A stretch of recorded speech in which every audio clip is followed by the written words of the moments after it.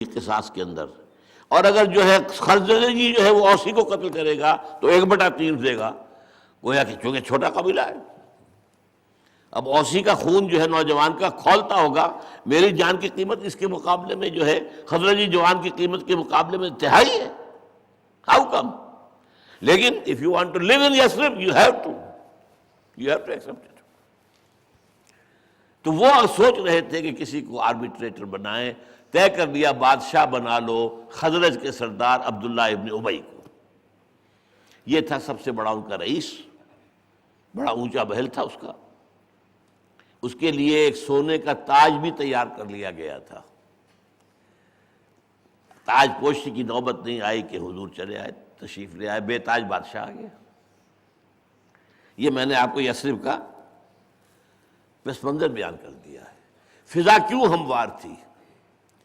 فضا ہموار تھی کہ اوس اور خزرج کے لوگ سن چکے تھے کہ ایک نبی کا ظہور آنے والا ہے، اور یہ لوگ جو ہیں یہودی جو کہہ رہے ہیں تو یہ یوں ہی نہیں کہہ رہے ہیں، ان کے پاس کتاب ہے، یہ صاحب کتاب ہے۔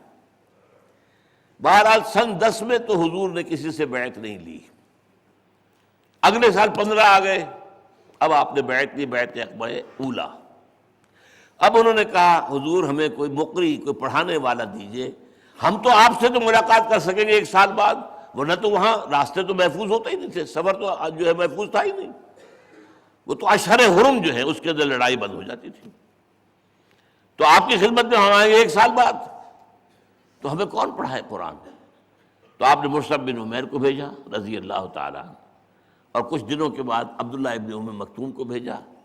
مصعب بہت مشہور ہوئے، بہت کامیاب ہوئے، ان کا نام پڑ گیا المقری، جاء المقری، المقری، پڑھانے والا، پڑھانے والا، پڑھانے والا۔ قرآن کی تعلیم جو حضرت مصعب اور عبداللہ ابن ام مکتوم کے ذریعے ہوئی، اس کے نتیجے میں اگلے سال حج میں 75 افراد، اوس کے بھی اور خزرج کے بھی، اور ان میں سردار بھی موجود تھے۔ اب ہوئی ہے بیعت عقبہ ثانیہ، یہ جو ہے ڈیسائسو بیعت، یہ سن 12 کے حج میں ہوئی۔ سن 10 کے حج میں 7 صرف خزرج کے لوگ ایمان لائے، سن 11 کے حج میں 15 آدمی آئے، اور بیعت عقبہ اولیٰ ہو گئی۔ سن 12 کے حج میں اب ایک 75 آدمی آئے اور بیعت عقبہ ثانیہ ہو گئی۔ اور بیعت عقبہ ثانیہ کے اول تو یہ کہ وہ الفاظ جو ہیں وہ تو یہ ہے کہ آپ آئیے، ہم آپ کا ہر حکم مانیں گے اور اطاعت کریں گے، چاہے مشکل ہو چاہے آسان، چاہے طبیعتیں ہماری آمادہ ہو چاہے ہمیں اپنی طبیعتوں پر جبر کرنا پڑے، اور ہم میں سے جسے آپ سردار بنائیں گے ہم اس کی اطاعت کریں گے، اس سے لڑیں گے نہیں۔ ہاں جہاں کہیں بھی ہوں گے اپنی رائے ضرور دے دیں گے۔ یہ متفق علیہ حدیث ہے، مسلم شریف اور بخاری شریف دونوں کے اندر۔ بایعنا رسول اللہ صلی اللہ علیہ وسلم، حضرت عبادہ ابن ثابت فرماتے ہیں یہ دونوں بیعتوں میں تھے، بیعت عقبہ اولیٰ، بیعت عقبہ ثانیہ۔ بیعت عقبہ اولیٰ میں تو اس کی بیعت تھی کہ ہم چوری نہیں کریں گے، ہم زنا نہیں کریں گے، ہم یہ نہیں کریں گے، ہم وہ نہیں، وہ اخلاقی تھی۔ یہ جماعتی تنظیم کی بنیاد پر جو ہے، جس کی بنیاد پر اب نظم قائم ہو رہا ہے۔ بایعنا رسول اللہ صلی اللہ علیہ وسلم علی السمع والطاعۃ فی العسر والیسر والمنشط والمکرہ وعلی اثرۃ علینا وعلی لا ننازع الامر اہلہ وعلی ان نقول بالحق اینما کنا لا نخاف فی اللہ لومۃ لائم، متفق علیہ۔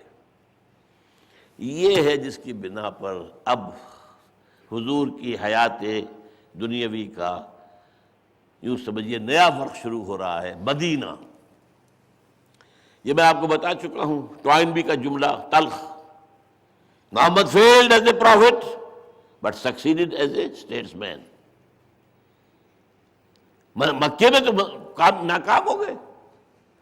ہاں ان کا نقشہ ضرور نظر آتا ہے، وہ نبی تھے یا نہیں تھے، وہ ظاہر بات ہے ٹوائنبی تو نہیں مانتا، عیسائی تھا، اسلام تو نہیں لایا، لیکن نقشہ ضرور وہی ہے جو یحییٰ اور عیسیٰ کا تھا علیہ السلام۔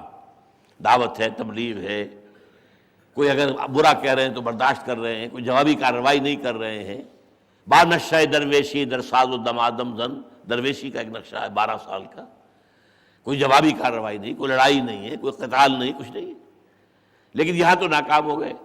مدینے میں جب آئے ہیں آپ تو اس کے بعد تو آپ ایک اسٹیٹس مین کی حیثیت سے ابھرے ہیں، سیاستدان کی حیثیت سے، سپہ سالار کی حیثیت سے، قاضی القضات کی حیثیت سے، ہیڈ آف دی اسٹیٹ کی حیثیت سے، اب تو اس طرح آپ کامیاب ہوئے.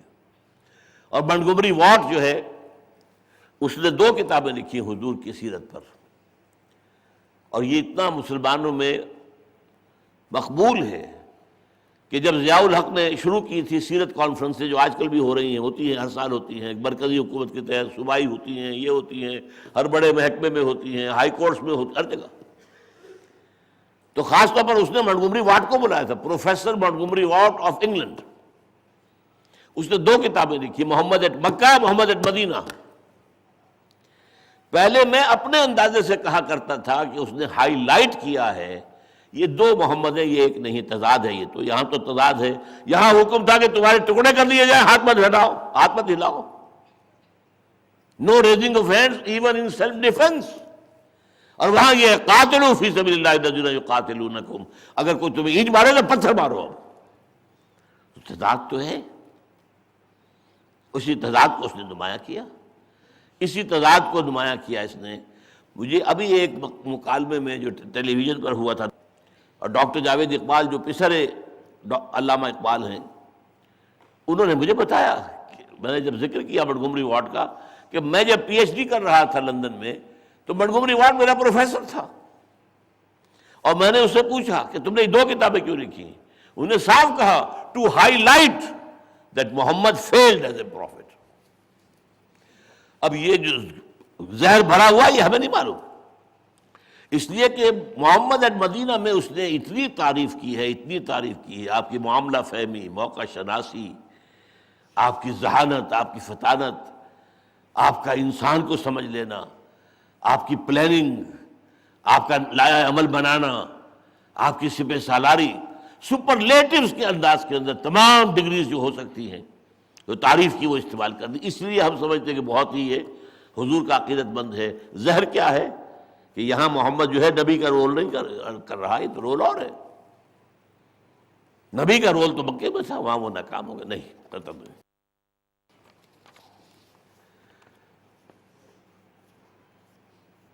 اچھا، میں مدینے میں جب آپ پہنچے ہیں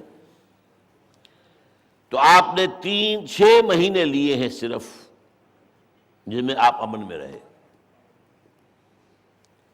اور 6 مہینوں میں 3 بڑے بڑے کام کیے. مسجد نبوی تعمیر ہو گئی، نمبر 1، ایک مرکز بن گیا، یہی گورنمنٹ ہاؤس تھا، یہی پارلیمنٹ تھا، یہی خانقاہ تھی محمد کی، یہی عبادت گاہ تھی، یہی دار المشورہ تھا، یہی دار التعلیم تھا، مرکز.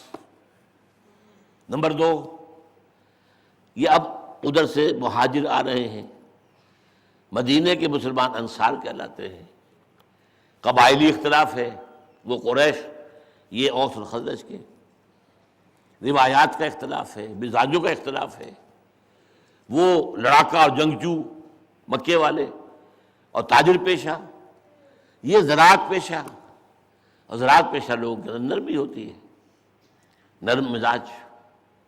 تو اس اعتبار سے اگر یہ 2 جو ہے روئیں علیحدہ علیحدہ چلتی تو ان کے اندر بار بار ٹکراؤ ہونے کا اندیشہ تھا.